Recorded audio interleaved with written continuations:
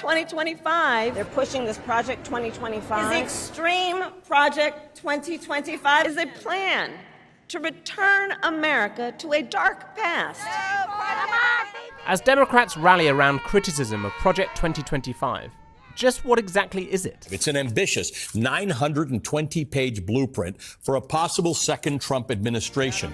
The project was compiled by the conservative think tank, the Heritage Foundation, with a list of policy proposals we often hear from Trump on his bully pulpit. We're going to have the largest deportation in the history of our country. We have no choice.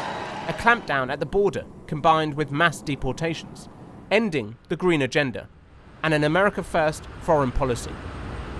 The document also frames a lot of policy around restoring the family as the centerpiece of American life.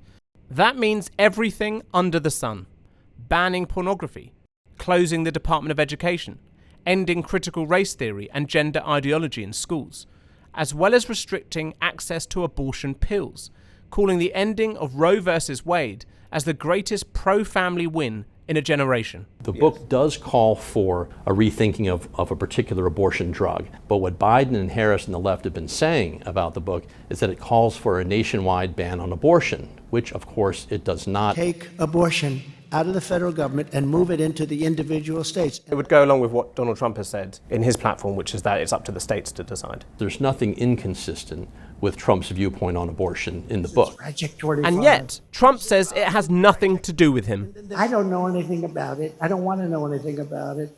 Why does Mr. Trump disavow the book? He's running a campaign.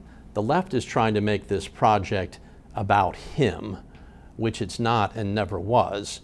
But you can't say there's no connection to the Trump campaign, is there? I mean, you yourself worked for Trump. There are some connections. No.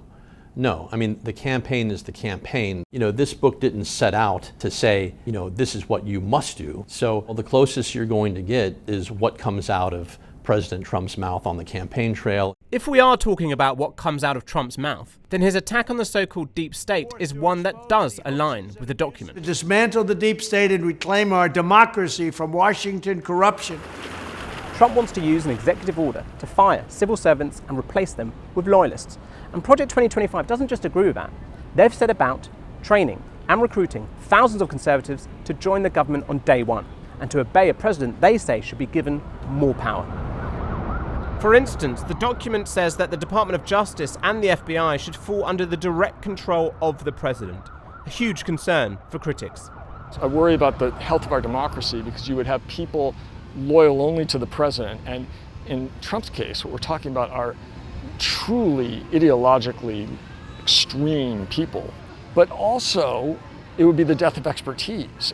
What they want to do is basically just put their loyalists into everything that makes our government go.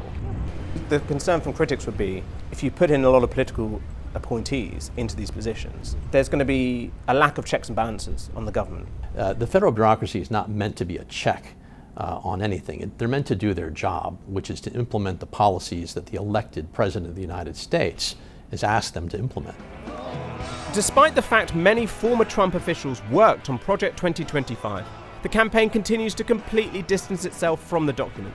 And the head of the project resigned this week after criticism from Trump. No Project 2025!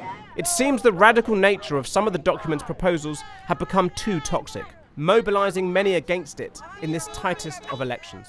This country is based on freedoms. We fought for freedom and liberty, and I think Project 2025 is taking us back 100 years. Will the complaints from Team Trump quell the protests or make many more voters suspicious of what the conservative movement is up to?